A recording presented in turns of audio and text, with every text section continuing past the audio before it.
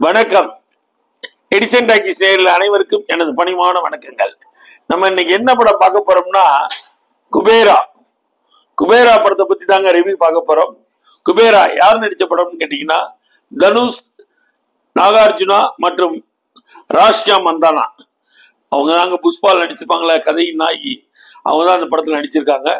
படம் குபேரா படத்தோட கதைன்னு பாத்தீங்கன்னா, அதாவது நடுக்கடல்ல, இந்தியன் பசிபிக் பெருங்கடல்ல ஒரு ஆராய்ச்சி இறக்குறாங்க. அந்த ஆராய்ச்சியில பாத்தீங்கன்னா ஒரு ஆயில் வருது. அந்த ஆயில எப்பயுமே உலகத்துல ஒரு பிளாக் கேட்ஸ் இல்லாத இருக்குமா, ஒரு பிளாக் கேட்ஸ் வந்து ஒரு பெரிய தொழிலதிபருக்கு காட்டி கொடுக்குது.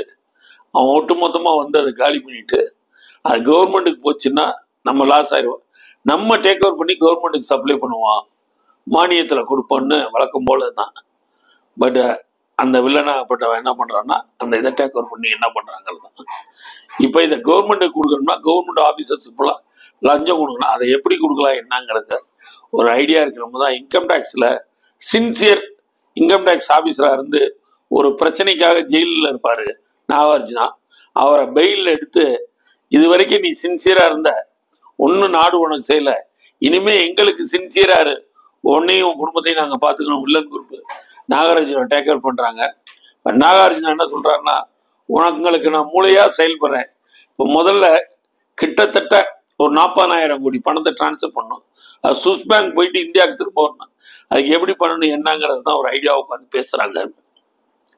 அப்படி பேசலும் போது எதுவுமே இல்லாதவனை வந்து நம்ம கோடீஸ்வரன் ஆக்கணுங்கிறாங்க. அது எப்படிங்கிறாங்க, அது ஒரு ஐடியா இருக்குன்னா, இந்தியாவில் 4 ஸ்டேட்ல இருந்து 4 பிச்சைக்காரன் தூக்குறாங்க. திருப்பதியில பிச்சைக்காரனா இருக்கிறவர் தான் தனுஷ். அவர் யாருன்னு கேட்டீங்கன்னா, பாக்யராஜோட சிஷியனா இருக்காரு. அதே மாதிரி அங்கிட்டு அந்த பக்கம் பாம்பே சைட்ல ஒண்ணு. இதுல வழக்கம் போல சினிமா ஃபார்மாலிட்டிஸ் ஒண்ணுல ஒரு பொண்ணு பிச்சைக்கார பொண்ணா இருக்கும், அது கர்ப்பமா இருக்கும். அந்த பொண்ணு, இந்த 4 பொண்ணையும் கொண்டு வந்து அவங்களோட நடவடிக்கைகள் செயல்கள் எல்லாம் மாத்தி அவங்கள கொண்டு போய் ரிஜிஸ்ட்ரேஷன் பண்ண கொண்டு போற இடத்துல, அங்க ஒரு ரிஜிஸ்ட்ரேஷன் நடக்கிற ஜேபி, நம்ம ஜெயபிரகாஷ் நடிச்சிருக்காரு, அவர் ஒரு ரிஜிஸ்டர் நடிச்சிருக்காரு. இது போக படத்துல நிறைய கேரக்டர்ஸ் நிறைய வருது. பட் என்ன பண்ணாங்க ஏது பண்ணாங்கிறதாங்க கதைன்னு சொல்லி, அந்த 4 பேரும் தன் பணத்தை மாத்தேறி 4 பேரையும் கொண்டணுங்கிறதான் வில்லனோட திட்டம். நாங்கள் பிச்சைக்காரனா இருக்கும் போது கூட நிம்மதியா இருந்தோம். ஏன் சார் எங்களை என்ன பிச்சைக்காரன்னா அவளை கேவலமா நினைச்சு அந்த பிச்சைக்காரங்களுக்காக இப்போ இறங்கி பேச ஆரம்பிக்கிறாரு தனுஷ். இந்த படத்துல நல்லாவே ஜொலிக்கிறாருன்னு தான் சொல்லணும். படம் பெரிய இழுவையா இருந்தாலும் கடைசி 20 நிமிஷம் ரொம்ப அருமையா பண்ணியிருக்காரு டேடி சேர்க்கம்ல. படம் அதாவது பெரிய இயக்குனருங்கிறத எண்டில் காட்டினது முதலே காட்டியிருந்தாருன்னா, படம் 3 மணி நேரத்துக்கு 2 மணி நேரம் படமா பண்ணியிருந்தாருன்னா படம் சூப்பராகவே இருந்திருக்கும். கதையின் நாயகி இருக்காங்கன்னு தான் சொல்லணும். அதே போல பிச்சைக்காரங்களா, அதாவது பிச்சைக்காரனை வந்து வில்லன் தேடினா எல்லாருமே இந்த படத்துல பிச்சைக்காரன் அடிக்கக்கூடிய சூழ்நிலை உருவாச்சு. கதையின் நாயகி பார்த்தீங்கன்னா, அவங்களும் குப்பமேட்டில் போக ஆரம்பிச்சிருவா, வில்லன் பிச்சை எடுக்க ஆரம்பிச்சாரு. எண்டில் இந்த என்ன நடந்துச்சு, பிச்சைக்காரன் குபேரன் ஆகிறான். அதுதாங்க படத்தோட கதை.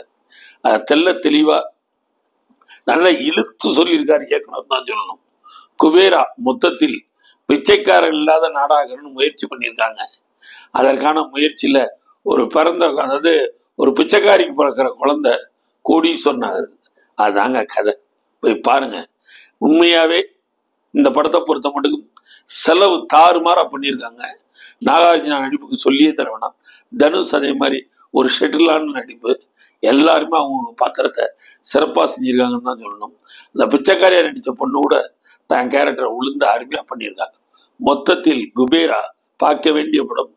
எடிசன் டாக்கீஸ் தொடர்ந்து இந்த மாதிரி நல்ல நல்ல படங்களை பார்த்து உங்களுக்காக ரிவ்யூ பண்ணுது. உங்களால் நான் உங்களுக்காக தொடர்ந்து பாருங்க. எங்க சேனலை சப்ஸ்கிரைப் பண்ணுங்க, லைக் பண்ணுங்க, ஷேர் பண்ணுங்க. உங்களுக்காக நான், உங்களால் நான். மறந்துடாதீங்க.